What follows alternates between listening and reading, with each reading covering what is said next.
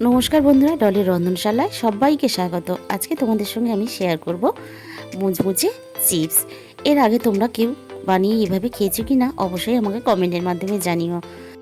রেসিপিটা শেষ পর্যন্ত দেখার জন্য অনুরোধ রইল। আমি এখানে নিয়েছি দেখো কয়েকটা গাঁটি কচু।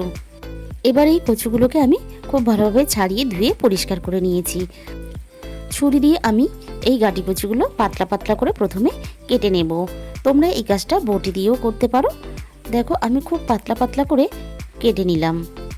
আমি তোমাদের খুব কাছ থেকে দেখিয়ে দিচ্ছি। দেখো কত পাতলা পাতলা করে এইভাবে আমি কেটে নিয়েছি। এবারে আমি এই কচুগুলোকে আবারও সরু সরু করে আলু ভাজার মতো করে আমি কেটে নেব।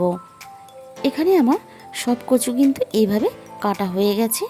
এবারে আমি এই কচুগুলোকে আবারও আমি খুব ভালো করে ধুয়ে পরিষ্কার করে নেব। আমি দেখো খুব ভালোভাবে ধুয়ে আবারও পরিষ্কার করে জল ঝরিয়ে নিয়েছি। এখানে আমি একটা শুকনো সুতির পরিষ্কার কাপড় নিয়ে নিয়েছি। এবার এই কাপড়ের মধ্যে আমি কেটে রাখা কচুগুলো দিয়ে দিলাম।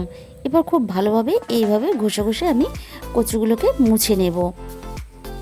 খুব ভালোভাবে এইভাবে শুকনো শুকনো করে কচুগুলো মুছে নিতে হবে, একটুও জল থাকলে হবে না। এবার আমি দেখিয়ে দিচ্ছি, দেখো এইভাবে শুকনো শুকনো করে মুছে নিলাম আমি কচুগুলোকে। এবার একটা বাটির মধ্যে আমি কচুগুলোকে ঢেলে নেব।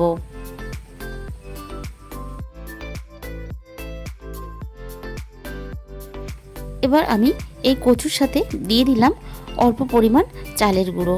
এবার চালের গুঁড়ো দিয়ে খুব ভালোভাবে আমি কচুর সাথে মাখিয়ে নেব। দেখো মাখানো হয়ে গেছে আমার। এখানে যে কোনো চালের গুঁড়োই ব্যবহার করলে হবে, বা তোমাদের কাছে যদি কর্নফ্লাওয়ার থাকে তাহলে দিতে পারো। আর মেখে নেওয়ার পরে কতটা ঝুরঝুরে হয়ে গেছে। এবারে আমি অন্যদিকে একটা কড়াইয়ের মধ্যে খুব ভালোভাবে হাই হিট করে তেলটা প্রথমে গরম করে নিয়েছি। এবারে আমি এখানে গ্যাসের আঁচটা মিডিয়ামে রেখে কচুগুলো এইভাবে অল্প অল্প করে ছেড়ে দিয়ে ভাজতে থাকবো। এখানে কিন্তু অনেকটা একসাথে দেওয়ার কোনো প্রয়োজন নেই, এভাবে অল্প অল্প করে দিয়েই এগুলোকে ভেজে নিতে হবে। আর ভাজার সাথে সাথে তোমরা দেখতে পাচ্ছ কতটা সুন্দর একটা গোল্ডেন কালার চলে এসেছে। এবারে আমি এগুলোকে আর বেশি ভাজবো না, এবার তুলে নেব।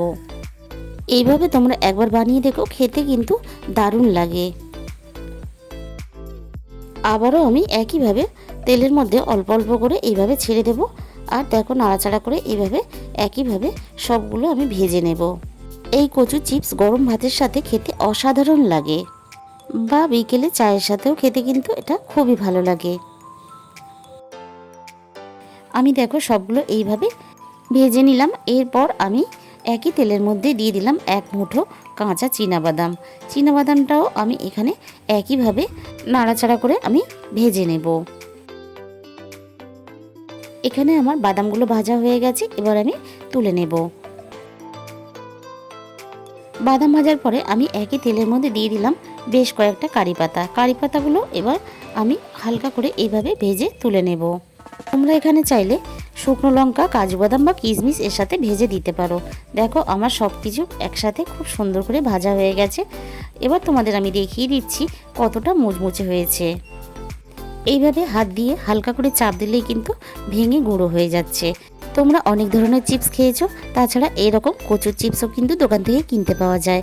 একবার ঘরে বানিয়ে এইভাবে খেয়ে দেখো, দোকানের থেকে কিছু কম হবে না। তাহলে আজকের রেসিপিটা তোমাদের কেমন লাগলো অবশ্যই কমেন্টের মাধ্যমে জানিও, আর প্রচুর প্রচুর শেয়ার করো। আর যে সমস্ত নতুন বন্ধুরা আমার চ্যানেলে এসেছো তাদের কাছে আমার অনুরোধ রইল আমার চ্যানেলটাকে সাবস্ক্রাইব করে আমার পাশে থাকার জন্য। এরপর আমি এখানে মিশিয়ে দেব অল্প পরিমাণ ঝাল লঙ্কার গুঁড়ো। এখানে এবার আমি সব কিছু একসাথে খুব ভালো করে মাখিয়ে নেব। যখন আমি পরিবেশন করব তখন আমি এর মধ্যে বিট লবণ আর অল্প একটু লেবুর রস দিয়ে পরিবেশন করব।